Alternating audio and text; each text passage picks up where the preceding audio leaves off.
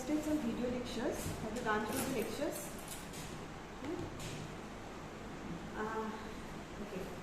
Here I need to say something. When I'm posting something, I also expect you to go through and come up with problem queries in the class, so that we could have a elaborate discussion on whatever is already being posted in a group. And if there is any confusions, if you require any clarity, that can be sorted out in class. So that was the purpose of posting videos in the group. No. Live class I have been taking anyhow. If you go through the pre-recorded video lectures, if you have any difficulty, that will be sorted out.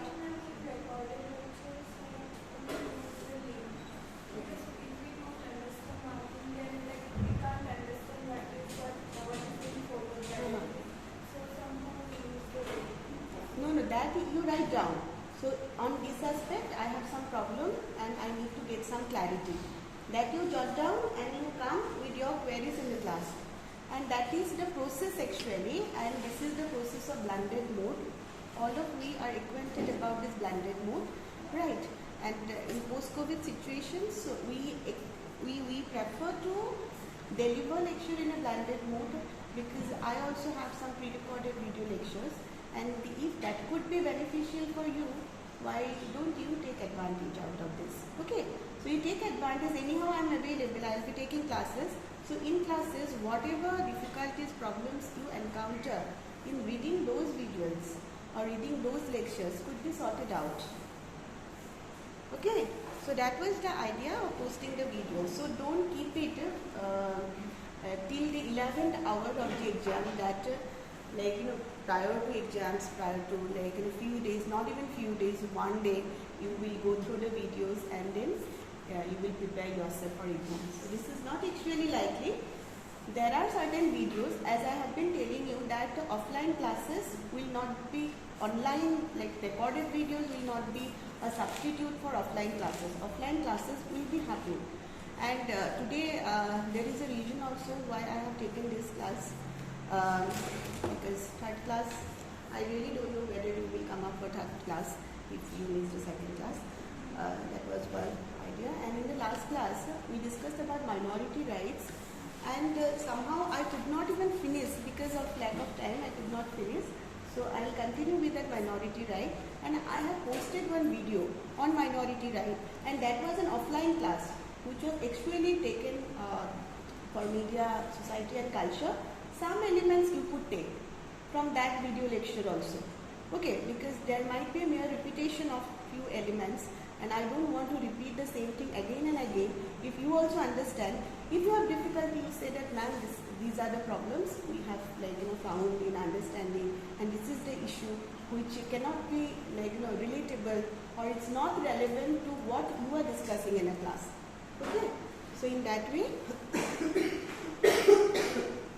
things will be amicable. Okay, so in the last class I have discussed about minority rights, right? And there is no broad definition of minority right. It is actually based upon the ascriptive status of that group, and that ascriptive status of that group comes from their self-identification.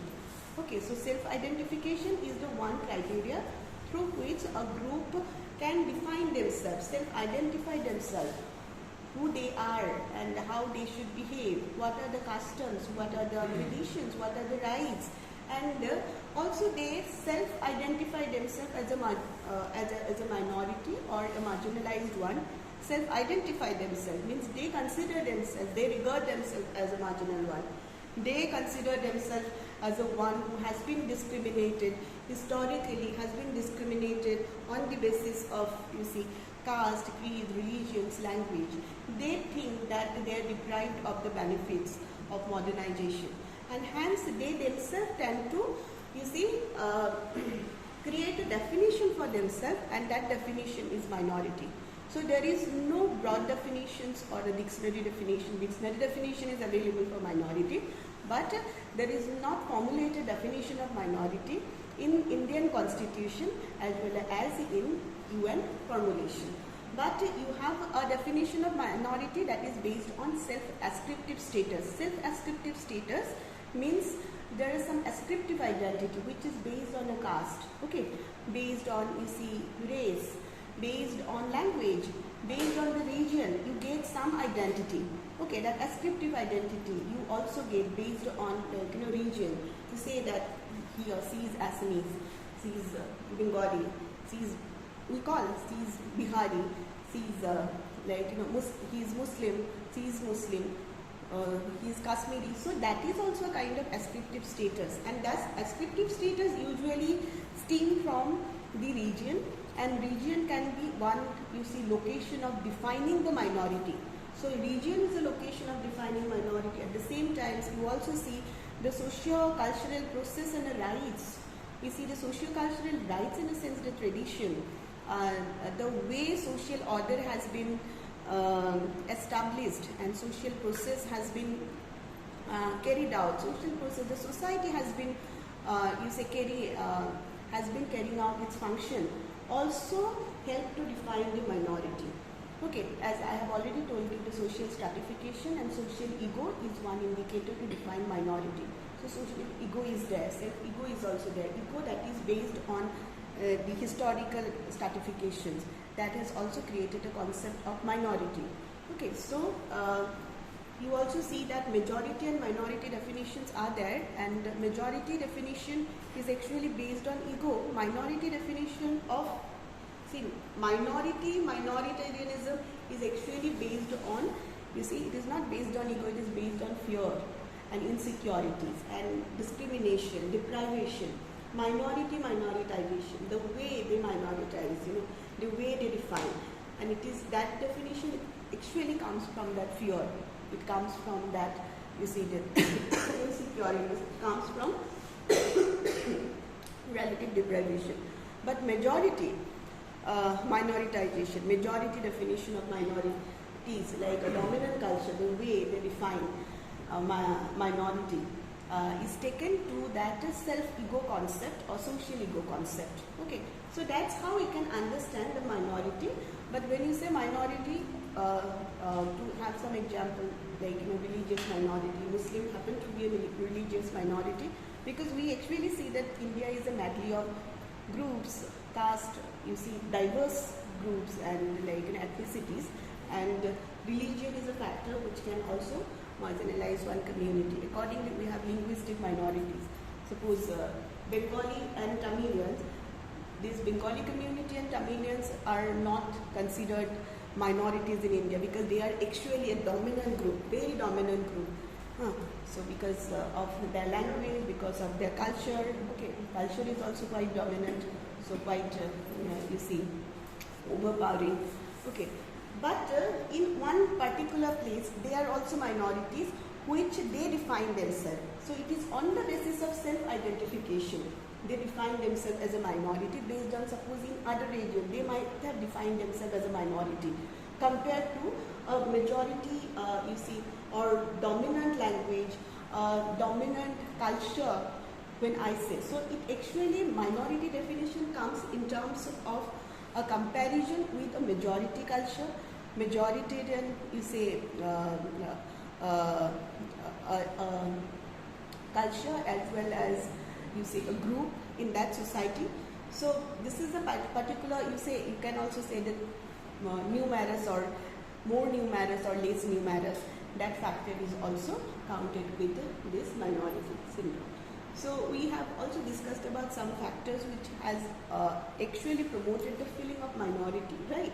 So here I would like to bring into attention some of the issues related to communalism. In the last class also we have discussed a bit about communalism, and it has actually resulted in human rights violations, because when you discuss about the right to profess, propagate religion, okay, so it always contradicts with certain principles, contradicts with certain existing values in the society. Suppose the values related to polygamy, bigamy, that is also one societal value. This is also related to a code of conduct, okay. So this is related to a code of conduct or ethical conduct in the society. when we talk about the values related to, or you see rights, marriage related rights, and other religious rights. And you see, when you are talking about Ananda Margi, you know the Ananda Margi, that tradition, Ananda Margi, and Tandava dance, Tandava dance, when it is carried out in public place, you actually carry that trident and the live snake, as well as the skull. Okay, so this is also one kind of right. Okay, and there are also rights related to, you see, that maintenance right, inheritance right, adoption right. Okay, so these rights are there, and these rights actually culminated from the customs and values of the society. So social customs help to culminate those rights, and when it clashes with the very fundamental rights, the right to profess religion, propagate religions, right to preach religion, and right to worship, and freedom of conscience, okay, then you see it actually takes to a formidable case of human rights violation. Okay, so when we simply, how can you relate communalism also to human rights violation? Because this is a kind of sentiment, right, which is very parochial sentiment, and parochial sentiment towards one particular community. Okay, so extreme loyalty towards one particular community, which will actually lead the group antagonistic to other communities, okay, other communal feelings.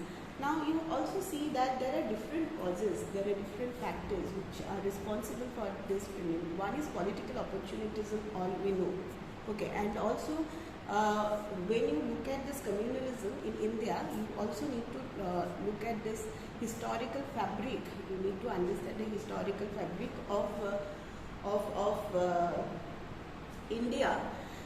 If you look at the colonialism, during colonial period, British actually defined the societal formulation based on two principles. One is that feudal principle, it is another religious communities, because they have seen that these two, you see, principalities, in the sense the two characteristics are very predominant among the groups, societal groups, which inhabited the land at that period of time. So one is feudal principle, it means very feudal order, and religious, like communities, and there are lot of decisive tendencies, and they exploit the recessive tendencies and diversities, and they have created the divide and rule. And we have been following later on our even political leaders, now our political leaders actually harping on that exploitative natures and divide and rule, and has taken this opportunity for creating an en bloc or vote bank for themselves, right?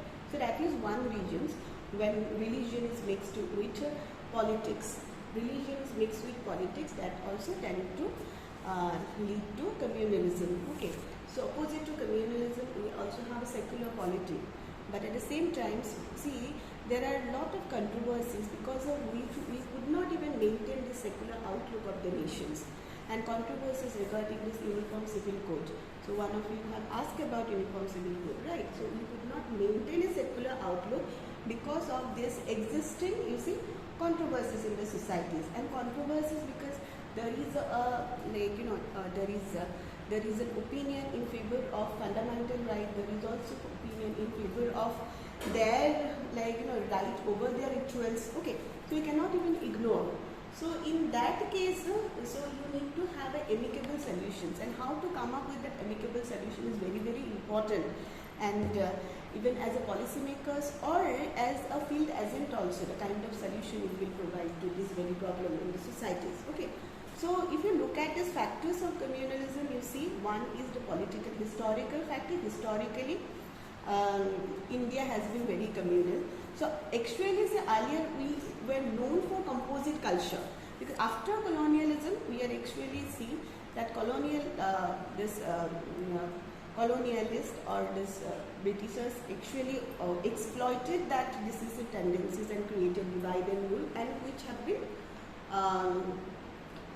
simply forwarded over to next generations. And then also we see that this political opportunism is one thing. Third is the backwardness of these communities, backwardness of one particular caste, one particular religion. So backwardness, they are not at par with another group economically. If you look at these Muslim communities also, not many of them are enrolled into technical professional courses, okay, and getting the opportunity to get good quality educations. And rich poor division also quite rampant, quite apparent, that rich poor division among that community. It is a religious minority community.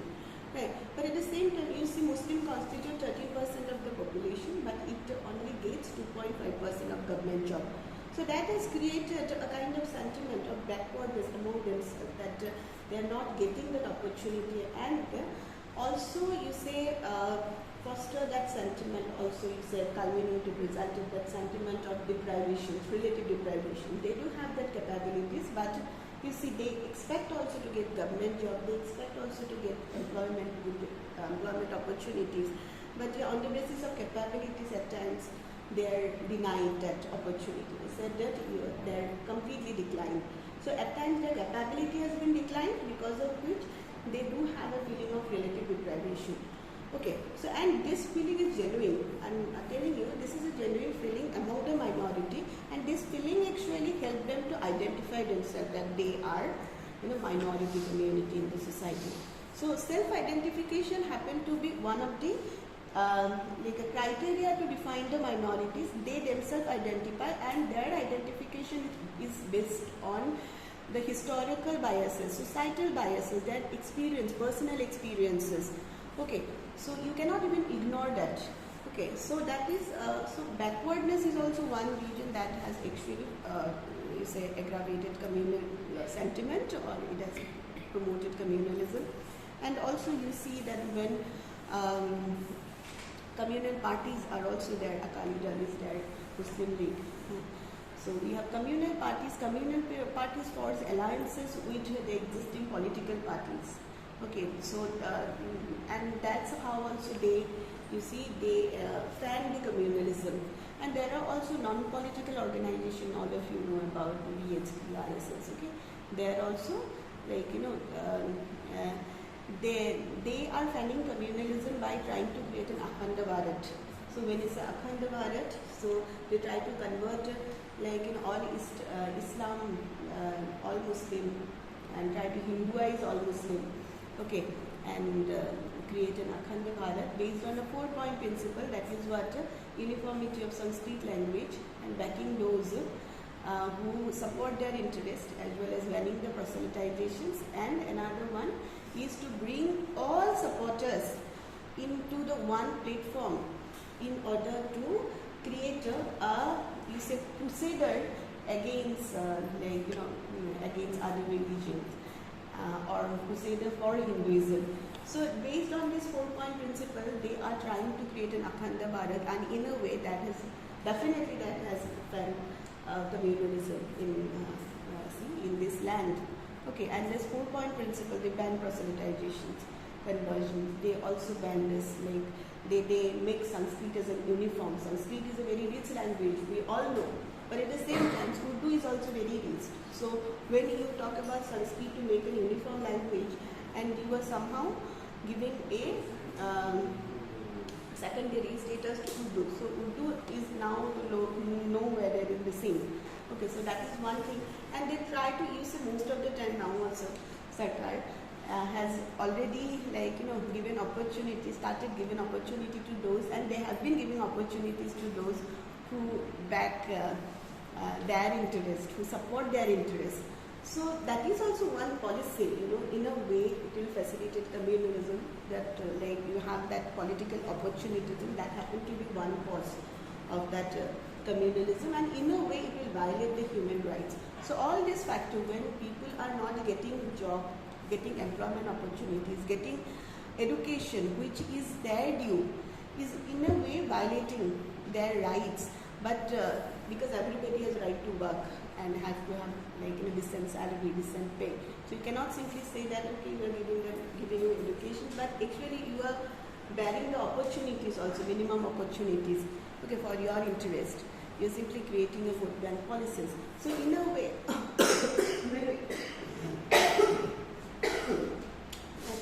about communalism. Communalism is definitely, it is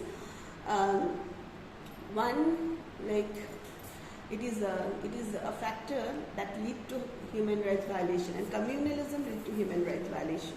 Okay, then we also see that there are other media and educational institution has also role to even fan communalism, to promote communalism. Suppose you might know about this Marmik that are organizers. Okay, these are some of the magazines of communal groups, and they are actually propagating that hate speech and that belief against one community. At the same time, the way textbooks are interpreted. Okay, now it is said that history is not important in a course curriculum. Now, like, you know, in this last 5 years, the importance of history has been relegated. So, in the course curriculum, okay, so it is said that history should not be there in a course curriculum. It is like something very obsolete. We don't need to know about the history. It is because of the wrong interpretation of the history, and also misinterpretation of history by some of the, you see, communal agent, I say non-secular agent, the way they depict Shivaji, the way they depict Aurangzeb, Ghajni and Kutubuddin. Okay, the way they have depicted has also promoted this communal sentiment. You see that Gandhi was very lenient to, like, you know, Muslim communities. A fanatic Hindu will definitely raise against it. Okay, so the way they have interpreted some of the incidents have also culminated that communal sentiment. Okay, and so you see what we need to do, we will be discussing regarding this as a part of education, or you see human rights training. So how to, and a broader, you see, broader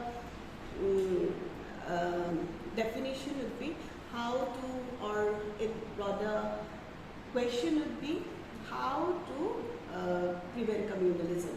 So at the same time, to propagate this human rights education, okay, human rights training. So so this is also one thing, and Marmik organizers, so but these are some of the magazines. So they are always against one community.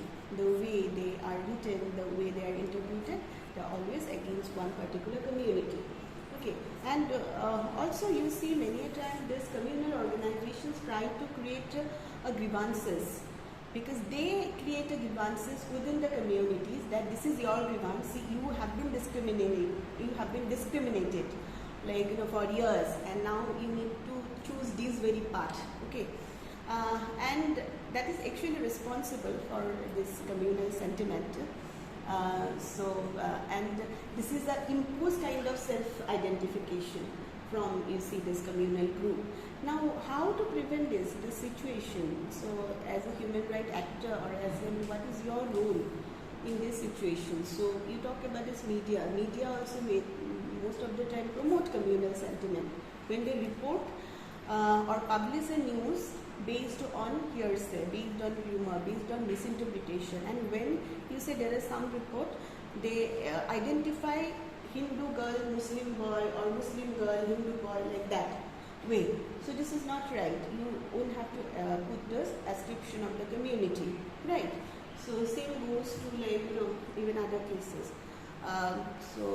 That ascriptive status of this community is not supposed to be mentioned, but that's what media often do, because that verification is not carried out properly.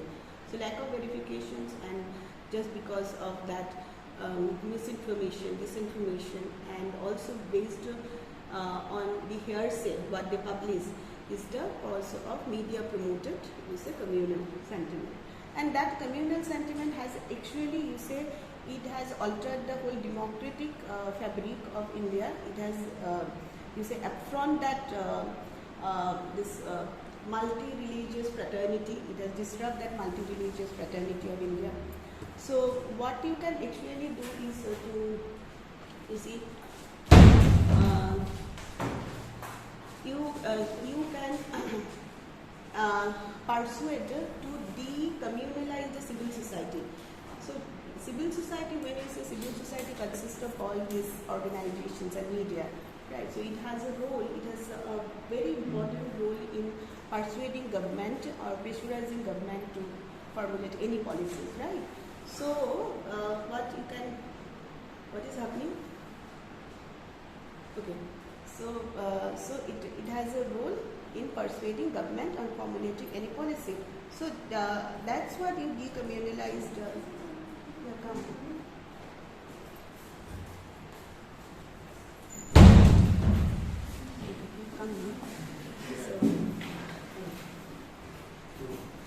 Okay, so it has a role in even persuading that persuading that community, persuading the government in order to, in order to make change in any policy, right? So the communalizing civil society will be one very important, important suggestions to prevent communalism, and it is also an important suggestion for the human rights activists. And how will you do that? Okay, so you keep on pressurizing government regarding this to even remove the communal orientation in the textbook, and also make some guidebook and instruction book for media also how to report. So on your part, so what you can do as a human rights activist, you can also make media aware, keep them aware about these communal practices in India, and also decommunalize them.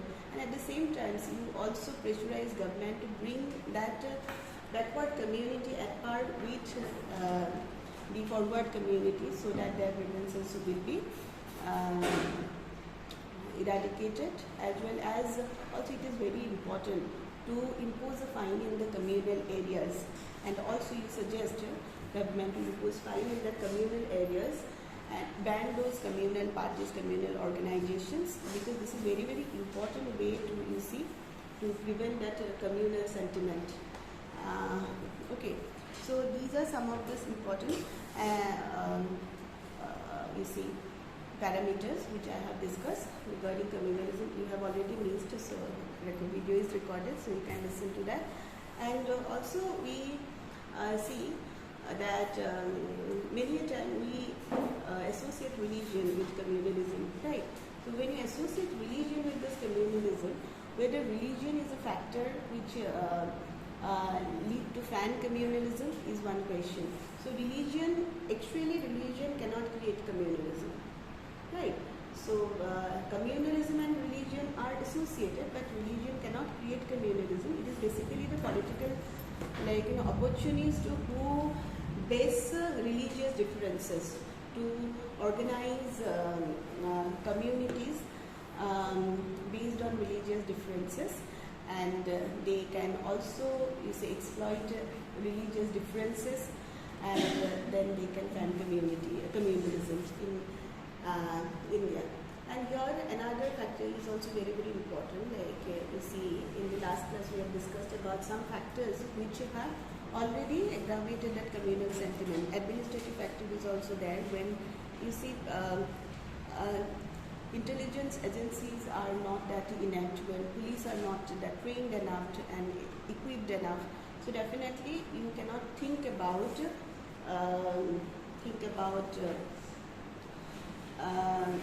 eroding that communal sentiment.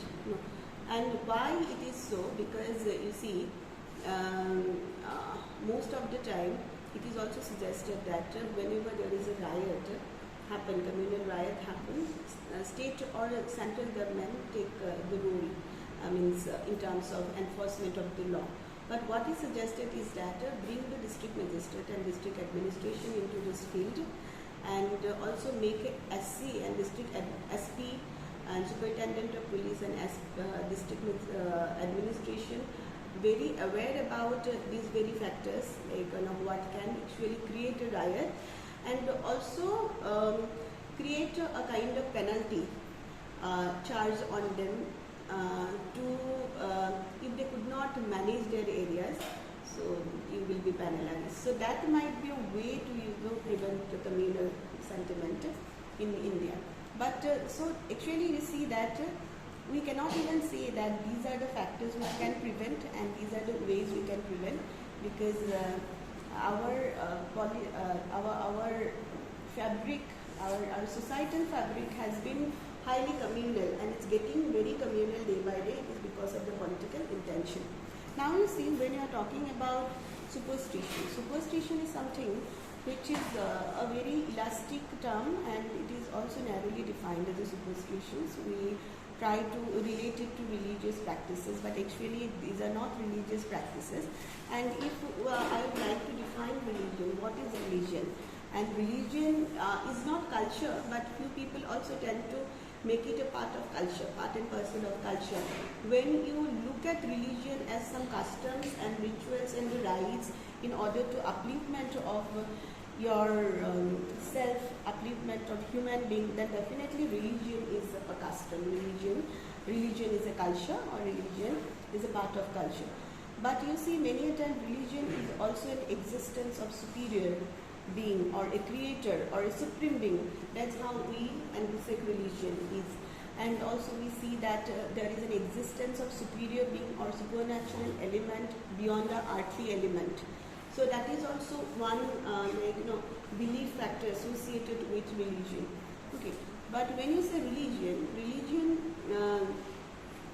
is not necessarily culture, but it is also part and parcel of culture. You worship someone, you have right to offer prayer at different places. Okay, so this is what is identified as a religion. But you do not have a very common understanding about what is religion, what is not religion. At the same time, we also do not have a common understanding about what is superstition, what is not superstition. But superstitions are different from religion, because these religious beliefs are based on, based on upliftment of human being. You say upliftment of human being. You believe in a creator. You believe in a supreme being. In order to carry out ethical code of conduct in your life. So in order to cherish that morality in your life. So religion is also associated with that ethical code of conduct, morality. So and that's how it is different from, superstitions. Because when you're talking about superstitions, it is not related to morality. Actually, people say it is ethical. It is ethical to even, I will tell you, believe it is also ethical to give you card and sugar before you go for any work. Or there are different kind of beliefs which are there. You cannot even sit beneath the peepal tree. Okay, so it will also cause death. Okay, and you cannot wipe out the room in the evening. It will bring bad luck. Right? You cannot cut your nails. It will also cut your nails at night. Cut your nails on Saturday, Tuesday, Thursday. It will also bring. Or cut your hair on Tuesday, it will bring bad luck. Okay, and also you see there are cat is there, black cat. When you see cat running in front of the car, you have to step back. Okay, otherwise it will also bring bad luck to you. Okay, you cannot even open an umbrella inside the house. It will again bring you bad luck. Okay, so it is actually, you cannot open an umbrella. You should not open an umbrella. It will bring bad luck to you. Okay, so there are numerous belief factors which are actually based on ignorances. Okay, ignorances, and there is also faulty understanding. Not misunderstanding actually, faulty understanding of the casual, relations between the facts. So cause and effect relationship between the facts. So faulty understanding in the sense you actually base your understanding on irrational belief, not on scientific belief. So when you are talking about the superstitions, hence it is an elastic term, but at the same time, not each and every superstitious belief will lead to violation of human rights. Right, so there are certain beliefs which will lead to violation of human rights, and which are actually blatant belief, like witchcraft, yeah. Witch hunting is one belief. So you're making a woman walk naked. Okay, so and also you are suggesting someone a substitute of medical aid by say tying a thread, or also by suggesting get bitten by snake, get bitten by dog. Okay, this kind of suggestion is like extreme form of superstitions which will lead to human rights violation. Okay, so not all form of belief will lead to human rights violation. So here there are some factors which are associated is essential or integral part of the right. Let me tell you what is essential and integral part of the right. When you talk about right to profess, propagate and you practice religion, which is very, very important. Okay, right to profess, propagate, practice religion, but you see, everybody has a right to worship. Everybody has right to offer prayer. But you go to each and every locations, wherever you see a mandir, you go and you nod your head. So this is not a kind of religion. Okay, so because you believe in Supreme, according to me, this is not a religion, and this is also not regarded as an essential part of one particular religion. Although it is not harmful, it is not regarded as an essential part of the religion. So what is essential part of one particular religion? When we say our belief is their belief on a supreme being, believe on certain code of ethics which will give us a better life, or which will give us an upliftment in our, like, in self, and upliftment of our life in the society, in upliftment of our overall even aura. Okay, so that can be termed as, you see, religion. But at the same time, what is essential part of the religion? Essential means the core belief on which religion is founded. Okay, some core belief. So that can also be, you say, that can differ. That essential core can differ from time to time. It can also differ from place to place. Okay, so what you will identify as an essential core belief of one particular religion? Okay, suppose, as I have told you, witchcraft. Witchcraft is also a belief. So it is an extreme form of belief. Okay, so you are suggesting someone fate healing. Okay, you are suggesting someone getting cured by fate healing because you believe in religion. Okay, so you haven't suggested anyone for medical aid. But at the same time, we also know we believe in traditional knowledges over medicine, but it is not related. Traditional knowledge over medicine is not related to fate healing. Okay, so that is a different aspect altogether. So indigenous communities' traditional knowledge over medicine, indigenous communities' traditional knowledge over agriculture, over herb, natural herb, over, you see, different architectures, different design. So which are the way they tattoo. So there is separate design. So they do have a knowledge which is associated with their customs, with their culture. Okay, so that is their traditional knowledge, and it has nothing to do with the fate healing, right? So quack and all. So that is another superstition which is not a part of essential belief of the religion. Hence, it can be carved because it will violate the fundamental right of human being. Okay. Then also we talk about, you see, sacrificing animal is also there. Many times sacrificing, even, is it an essential component of the religion? Sacrificing animal, it is not an essential part of this element. Many times it is said that to do a Manasa Puja, you need to sacrifice element. Nowadays, people don't believe so. Okay, but earlier, you have to sacrifice a goat for doing this Manasa Puja, for worshipping Manasa Devi. Okay, but now it is not an essential, a core component of the belief. Even, like, as I have told you, that the priest I consult also said that it is not an essential element of the religion. Now, so this awareness has come after, like, we give importance to human rights. Earlier, people were not aware of this, and they say that we have to do, otherwise our puja, our worship will be halfway round, and we will not get the fruits of offering puja. But now it is also said that even if you don't have that, you say banana tree leaves, so you can have that, you say bell utensil, okay, bell utensil and all. So because belly utensil, earlier people did not have that belly utensils, and it is also like it is a very elitist concept to own a belly utensil, and that's why they did this banana leaf. They offer everything in banana leaves. Okay, so that is the kind of understanding now it has created, and it is because of this awareness of human rights. Let me tell you. Okay, so when you are talking about superstition, superstition is also a part of religion, which is to be eroded, but not each and every superstitious belief can be eroded from the societies, because some beliefs become a tradition. Okay, you take bath after coming from cremation ground. That is a tradition in order to disinfect you, or for whatever. People said that if you won't take bath, then ghost will hover around you, like that way.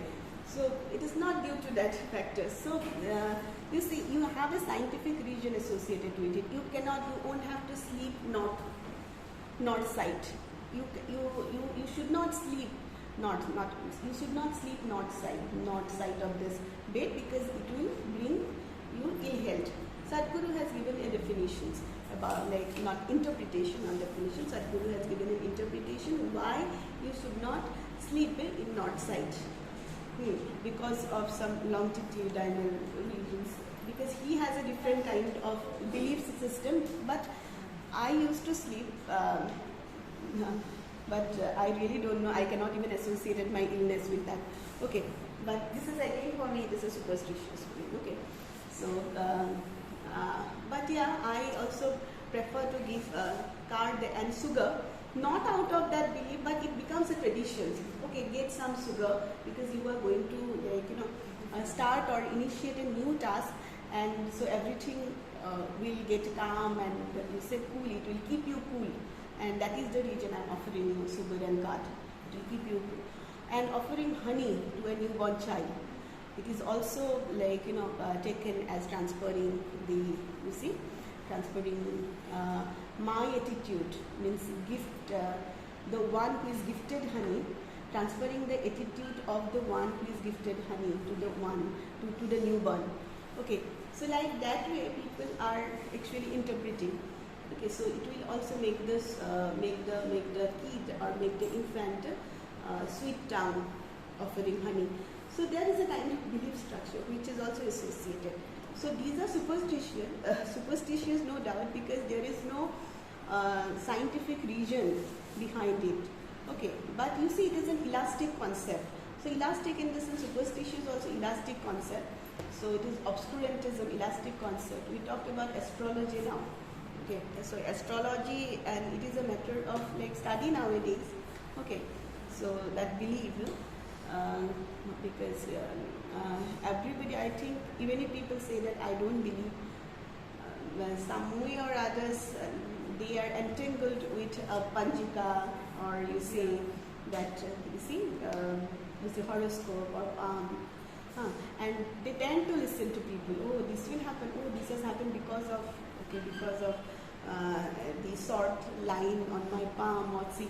So at one point of time you can say that no, I won't believe, but in the next very moment you are susceptible to have a belief of such. Okay, so this is important factors, and it is also important whether you can embrace it or not. That is your but extreme form of superstitious belief, exorcism, witch hunting has to be eliminated, and Assam government has already passed a law. Assam government has passed a law, witch hunting. Assam witch hunting, passed a bill. It has not become. It is not an act yet. It has not become an act, but it has passed a bill. So prevention, the prohibition, prevention and protection, Assam witch hunting bill in 2015, and also made special court to investigate the cases of witch hunting. Also, you see, Assam government has proposed for speedy trial of those cases, and perhaps free legal aid also made available on witch hunting, and kind of law which are available. So That is one phenomenon we will discuss in the class later on. And then in the last class we discussed about uniform civil code. Okay, uniform civil code we discussed. So the importance of uniform civil code, how far we could interpret it in our existing social reality. So you know about uniform civil code? The long debated concept, a controversial concept also. So because it may try to create more vociferous tendencies between two communities if you implement it, and that's why it is in a state of dead letter. You have mentioned about the Savanu case, but here also we gave it to the Muslim fundamentalists. India has already given it to Muslim fundamentalists. I am not telling not India. If I say it will be wrong, but we as the policymakers, if you look at policymakers have given it to this fundamentalist element in Sabanu case also. Although the court has said that Muslim women can get maintenance as per or eligible to get maintenance as per the 125 clause of section 125 of criminal procedure of penal code. But Rajiv Gandhi government again nullified the decision, saying that there is a new law has been come up, Muslim women protection of maintenance on divorce in 1986, and nullified the decision that Muslim woman is not eligible to get maintenance on divorce. Okay, so you see we have given to a Muslim fundamentalist, because the Sabanu case was a kind of path-breaking case. Sabanu case was path-breaking case. There are also other cases like Sarla Mudgal, that is another case. Sarla Mudgal case was different. You see, Sarla Mudgal actually Hindu like women, okay, Hindu women married to a Hindu man, okay, and her husband without giving her divorce converted to Islam and also married another woman. Okay, then she approached the court and even asked whether bigamy is an offense or not. And court has also declared that bigamy is an offense, but he said that court has already given the verdict that as a Hindu marriage has been solemnized under the Hindu code of law, so it has to be dissolved under the Hindu code of law, and then only can that person can be converted to the Muslim to Islam and can marry another one. Okay, so that actually that rule went in favor of Sarla Mudgal versus Union of India case, and also declared that bigamy is an offense. So that went in favor of Mudgal. So you see, when you are talking about this uniform civil code, looking at that multi-religious fabric of India, and looking at the multi-religious fraternity and democratic fabric of this India. So we see that codification is important. Codification of law under uniform civil, on uniform ground, or codification of law in a uniform way is important. Why it is important? Let me see. There are some legitimate ground also. If you look at the history, even colonial power, Britishers stayed away from codification of the civil code, because there was a region at that point of time they did not want to interfere with the personal affairs of colonized one, in order to maintain peace and tranquility. Okay, so that was the region Britishers themselves stayed away from interfering into this personal law of its communities. As I have already told you that Britishers have formulated India, the idea of India on two principalities. One is feudal principalities and other is communal group. Right. So they also know that there are recessive tendencies, so better not to interfere in the personal. And hence that Queen Victoria Proclamation that came in 1858 was very, very important. 1858 we had a Queen Victoria Proclamation, and it's very, very important. And in Queen Victoria Proclamation, I have it written down, so provided it's there, and if you wanted to look at what is there in the lectures, so you will understand. If you won't get anything, you come in the next class and discuss. So in 1858 Queen Victoria Proclamation came in, and there it was mentioned that Queen is not willing to interfere into the personal law of the land. And also 1835 Law Commission report also mentioned that personal law has to be can be codified, but it is not that mandatory. Okay, 1835. So matter has been discussed prior to our independence, and after independence also we actually see that Jawaharlal Nehru tried to codify, like tried to bring uniform civil code, but at the same time, looking at the social reality, he said that he also found that society is not that ready, so it's better not to implement it. Right, now whether it is legitimate to implement it, now you see society is turning to multicultural society. Earlier we could not get to see that variant of pluralism or that extent and degree of multiculturalism in India which we are observing now. Okay, because we see now we also witness this migrants, okay, and there are settlers, there are also conflicts between indigenous communities, settlers communities.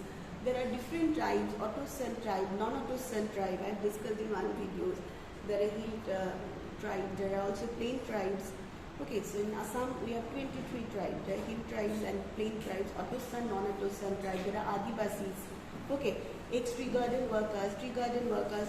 So everybody is demanding. So their claim, and there is nothing wrong in it because it is related to human rights. Okay, so here what is important is whether uniform civil code will justify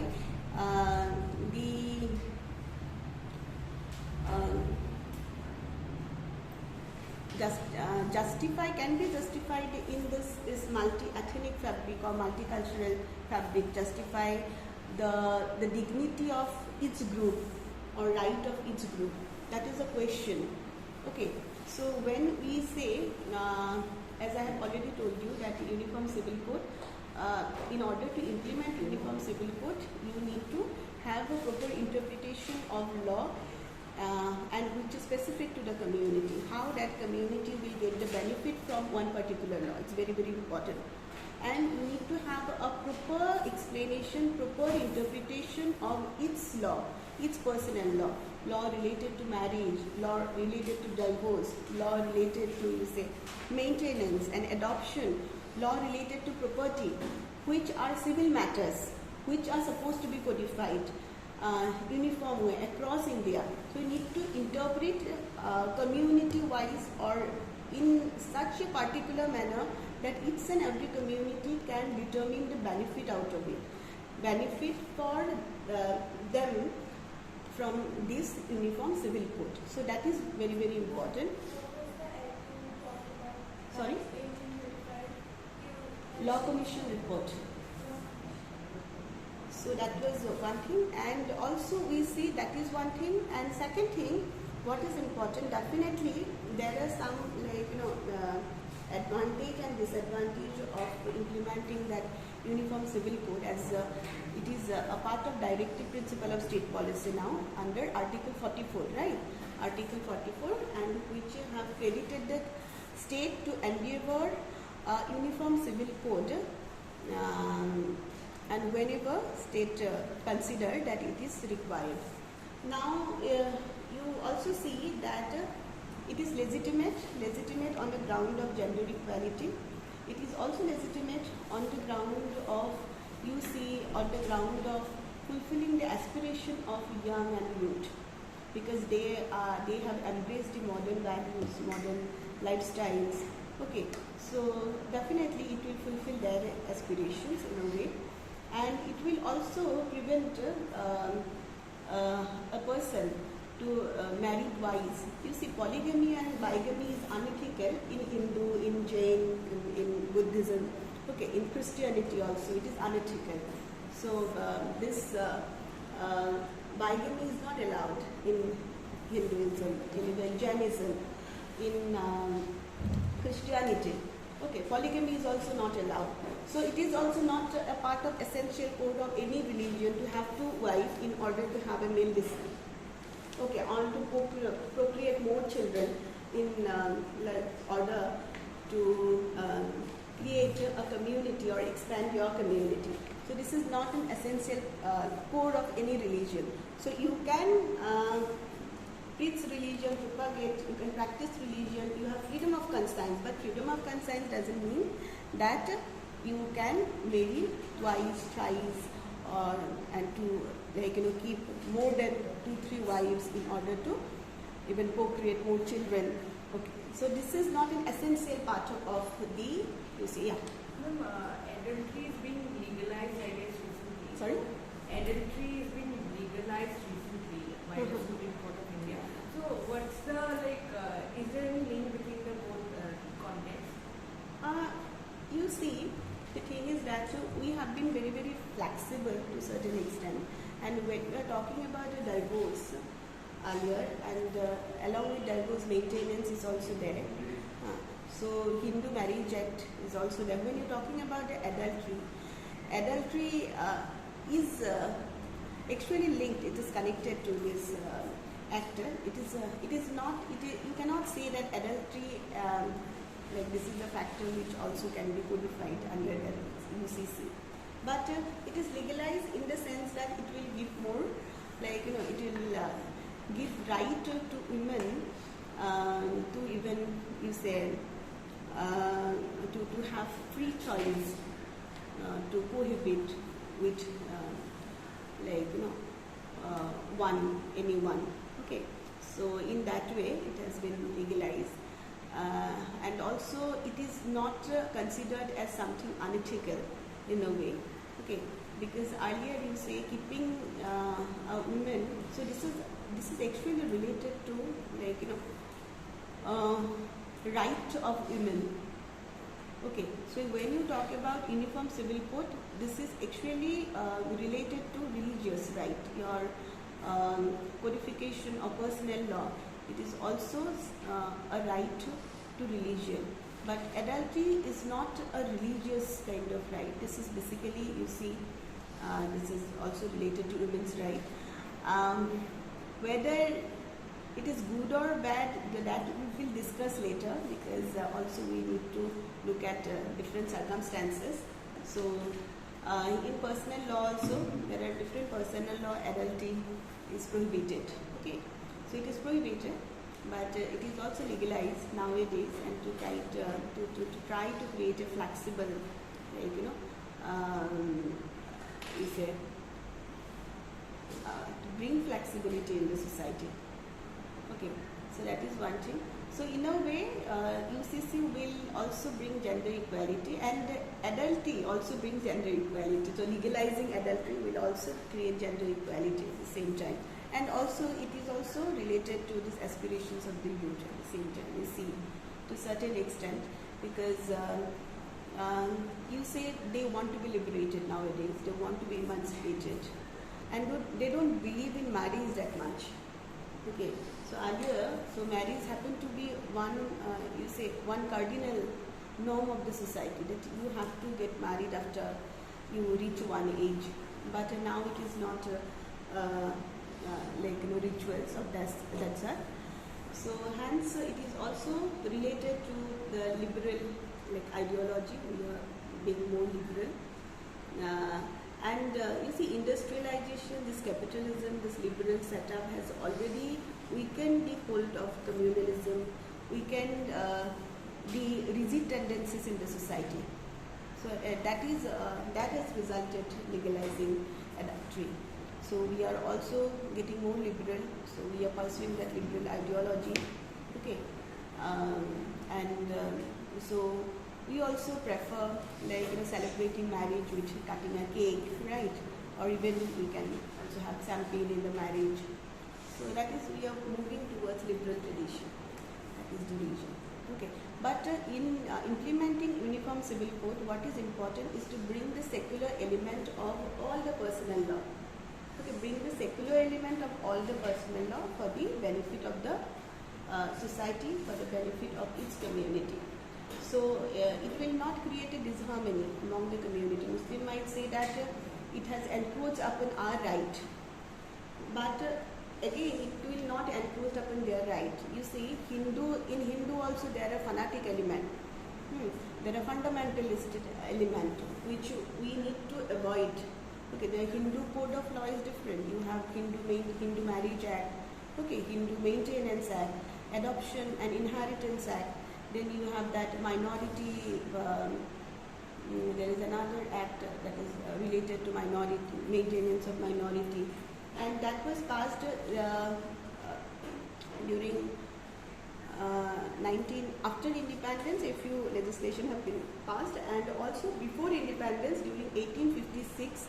Also, a few Hindu legislation has been successively passed, which have actually, which have altered the whole social fabric, and that was passed in the name of social welfare and reform. Let me tell you again, this is very, very important when you discuss about the religious right. The religious right is subjected to certain restrictions. One restriction is public order, morality, and health. Second restriction is the provision of part 3 of the Constitution. Okay. And third restriction is social welfare and reform. Okay. So here when you look at those restrictions, when you see public order is something, a kind of tranquility and peace which can be enforced by the regulation of the government. So government legislation, government regulation, if lead to prevail upon the tranquility and peace, okay, and the practice that you are carrying out is in line with that public order, so definitely you can fulfill your aspiration, religious aspirations. Are you getting? Okay, so and you see, and that's how your adultery can also be related. So somehow you see public order will not be violated if it is legalized. Okay, so peace and tranquility will also prevail if it is legalized. And we see at the same time, and it has much to do with this right of this women, agency of this women also, that I'll come later on, because when you say agency, how they think, when they think to be liberated, why they should not have that opportunity to get themselves liberated from a marriage even, okay, so which is not working. So you can see actually that masculinity element is also there in any discussion of femininity. So this masculinity element can also be, you see, sidelined if you allow women to go for divorce. So you need to allow women to go for divorce or engage in even adultery. Then only you can strike down the masculinity element. And now we have a new wave of masculinity. So it actually locate a man in a different setting. The way they struggle for everyday life, okay, male struggle. It's not like that angry man, okay, very arrogant man, aggressive man, but a man who is located in the midst of socio-cultural, that current socio-cultural milieu, trying and struggling every day to get their due. So that is a new wave of masculinity has come. It is related to adultery. So when we say the public order is a reasonable restriction. Second is health. Right to health is there in Constitution under Article 21. Okay, so that is one thing. Your health should not be, health rights should not be violated by your religious practices. And also public order and morality has another example. You see, even Supreme Court has prevented this that prayer and celebration of ceremony, and by by beating drums and using voice amplifiers, or even like using the firecracker, because it will lead to noise pollution and all. So that is related to public order and morality. Okay. And also when you talk about social welfare and a reform, so you get back to the earlier custom, sati, so that immolating someone on this, immolating yourself on the pyre of deceased husband. So that has been already gone.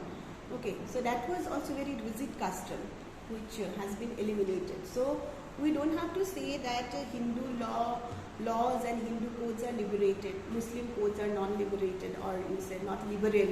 Hindu codes are liberal, and hence Hindu codes will prevail over Muslim code. No. Uniform civil code means we will get the secular element from all the religions and distribute the benefit of it. So it is not that prevail that making Hindu code prevail up in the Muslim code. Okay. So those secular elements will be, and secular, you also need to understand what is secular now. Very, very important. Okay. So, my kids are waiting.